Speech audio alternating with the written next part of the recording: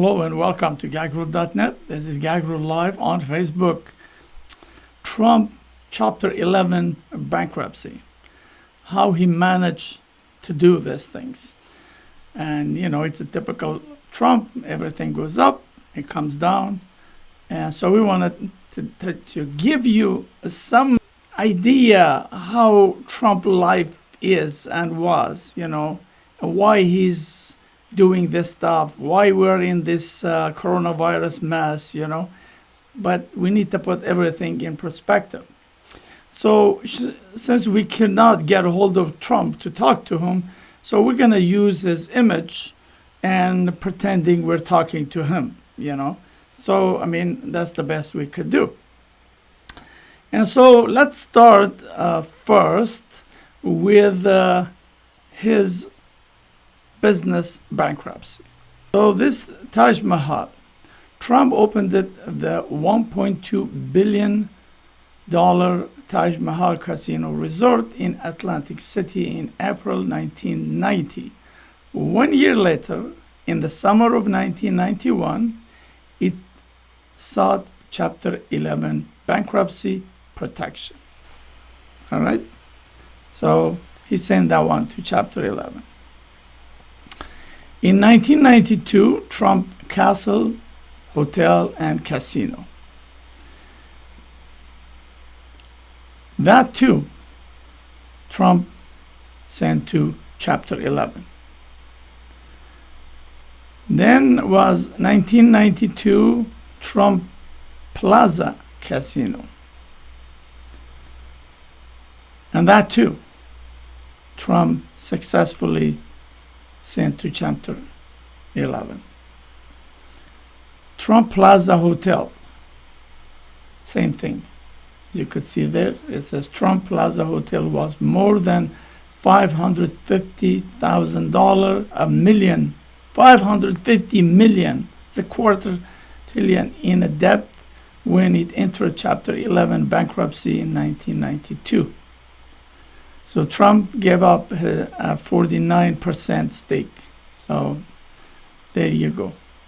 So in 2004, Trump Hotel and Casino Resort.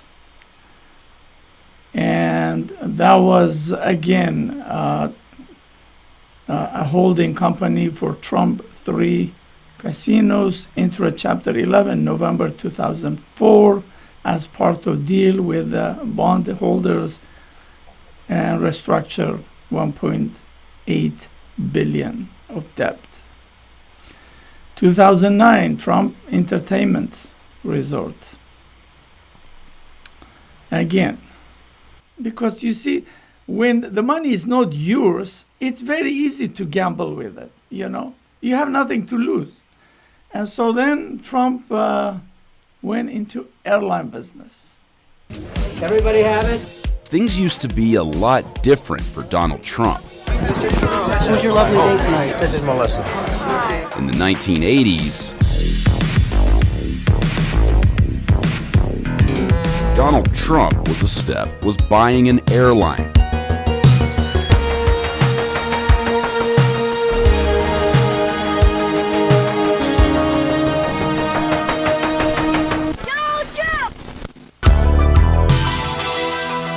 The Trump Organization was a holding company with various assets. Those assets included hotels, apartment buildings, and other real estate assets. That's Henry Hardevelt. Donald Trump hired him as the marketing director for Trump Shuttle. Mr. Trump thought that having an airline would complement his other travel-related holdings, and that's why he was interested in it. You can fly clear across the USA. In the 1980s, air travel was a completely different ballgame, especially if you were flying for business. Of banks to make a bid for the Eastern Shuttle. After a meeting with airline owner Frank Lorenzo at Trump's Plaza Hotel, the deal was done, and Trump Shuttle was born. Trump Shuttle's fleet consisted of 21 Boeing 727s. Trump spent $1 million to refurbish each plane. We were the first plane out this morning. We were the most successful flight this morning. We had more people than anybody else, and I think we had better service than anybody else. Trump Shuttle offered quick. It's going to be a lot of fun. So the primary competitor that we flew against was Pan Am Shuttle, and a very, very fine competitor to have because Pan Am forced us to bring our A game to the shuttle market. In true Trump fashion, he soon went after his competition. I love competing against Pan Am. If you've got to compete, Pan Am is the one you want to compete against. Trump didn't just troll Pan Am at press conferences. He also poached their talent, hiring former Pan Am Shuttle president Bruce Nobles to run Trump's shuttle. Safety. Everyone says, oh, don't even ever mention safety. I want to mention safety. To me, it's very important. The safety is number one priority. There is an unwritten rule in the airline business. You never attack another carrier's maintenance and safety. Mr. Trump attacked Pan Am's maintenance, and that's just something you don't do. Trump suggested that Pan Am's financial struggles might jeopardize the airline's safety, and his remarks soon came back to bite him. And this represents one of the fleet of your new shuttle service from here to where? Watch this, Don. Whoa, my God! Whoa! In August of 1989, a Trump shuttle flight made an emergency landing in Boston when the plane's front landing gear malfunctioned. No one on board was hurt, but Trump Shuttle's trouble was just beginning. It did all airlines, not just the Trump Shuttle. People just were not flying. As far as the Trump Shuttle became concerned, the bankers said, hey, look, this is not financially sustainable. It became clear that the Trump Shuttle would not grow as an airline. Trump fired 100 employees. Just 18 months after the Trump Shuttle launched, the airline had already lost $128 million. In 1992, Donald Trump decided it was time to bail. All this happening, he's looking at. But he's saying, give me another 4 years of this. Right. So that's the airline. So let's look at his university. He's become a university. University, we teach success. That's what it's all about. What the ads promised, thousands of unhappy students say Trump University didn't deliver.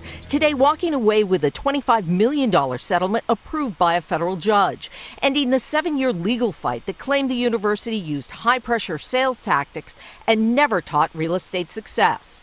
Engineer George Haynes talking to NBC News last year. I was highly deceived. Free at first, then students were sold packages that ran from $1,500 to $35,000. Today, they learned they may get 90% of what they spent back. Judge Gonzalo Curiel called it a significant and immediate recovery. The same judge then candidate Trump accused of being biased because of his heritage. The judge, who happens to be, we believe, Mexican, which is great. What Judge Curiel is doing is a total disgrace. For months on the trail, Trump made this promise. I don't want to settle cases when we're right. I don't believe in it. But as president-elect, he reversed course and just Saturday tweeted he didn't have time for a long trial. In the settlement, the Trump Organization admits no wrongdoing and insists many students were happy with the program. Tonight, George Haynes tells us he's happy he'll get most of his $14,000 back, but wishes he had his day in court. What do you want to say to Donald Trump about Trump University? Yeah, we both know, man to man, you knew you were taking people for a ride, and it just wasn't right. Charity. He even scammed charity. Let's start with the charity. Where do we start? Let's start first with A judge on Thursday ruled President Donald Trump and his family must pay $2 million to an array of charities to settle a lawsuit against his personal foundation brought by New York State. The lawsuit accused Trump and his children, Don Jr., Ivanka, and Eric, of using the Trump Foundation as, quote, little more than a checkbook to serve Mr. Trump's business and political interests. New York's Attorney General said a 21-month probe uncovered, quote, extensive unlawful political coordination between the foundation and Trump's campaign. Who the hell knows, but it's for our vets, and you're going to like it. Among the allegations, that $2.8 million the foundation collected for veterans at a 2016 Iowa fundraiser was used or dispersed by Trump's campaign staff. The lawsuit also alleged $100,000 of foundation funds were used to settle a dispute involving the Trump Organization's Mar-a-Lago resort, and $10,000 the foundation paid for a portrait of Trump that was later hung at one of his golf clubs. When the lawsuit was first filed in June last year, Trump tweeted, "I won't settle this case." 6 months later, the Trump family agreed to settle the lawsuit and dissolve the foundation under court supervision. As part of the deal, the Trumps are prohibited from serving on the boards of other nonprofit entities unless they meet certain conditions. He's a con artist. That's how he became the president of the United States, you know. So there is one more about that. Let's see this one, where he was writing checks from the charity and putting his name on it. President Trump has agreed to shut down his charitable foundation, the Donald J. Trump Foundation. This is one of the 3 things the New York AG demanded of Trump when she filed the lawsuit against him back in June. She asked for Trump to pay fines and restitution. She asked for Trump to be banned from serving on the board of any New York state charity for a period of 10 years. And also she asked for the foundation to be shut down. This was sort of the easiest one of those 3 to resolve. Trump already wanted to shut it down.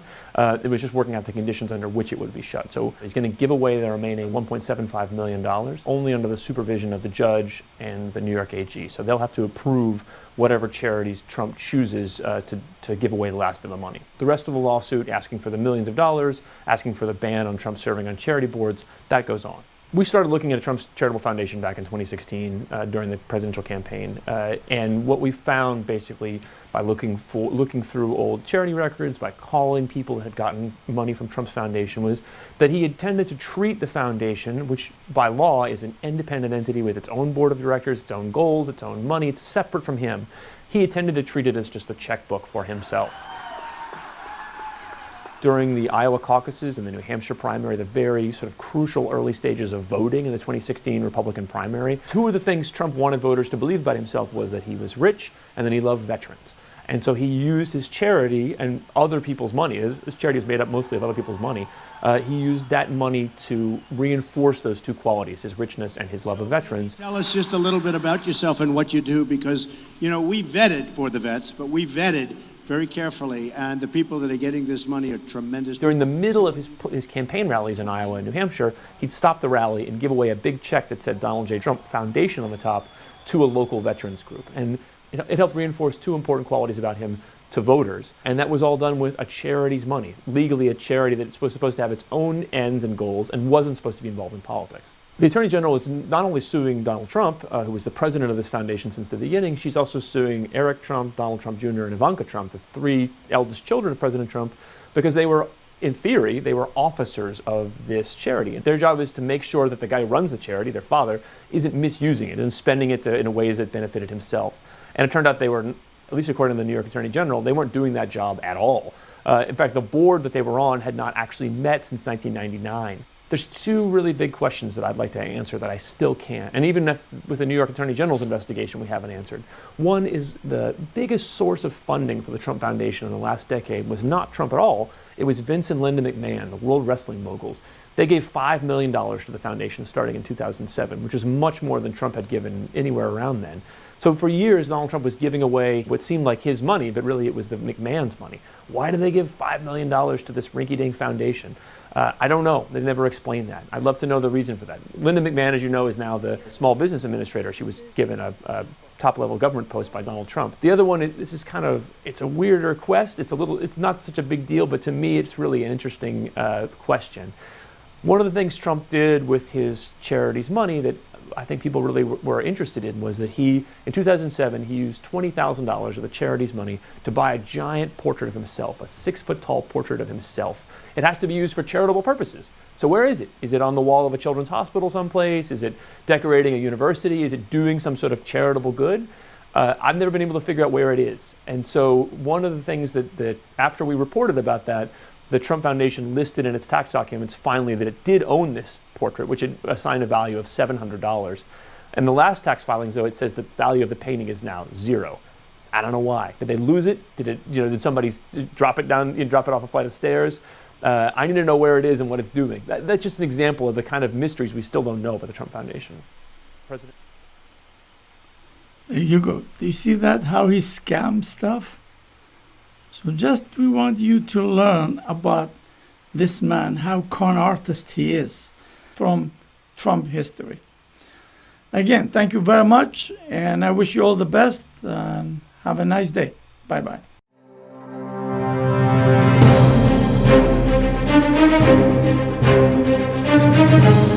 Bye.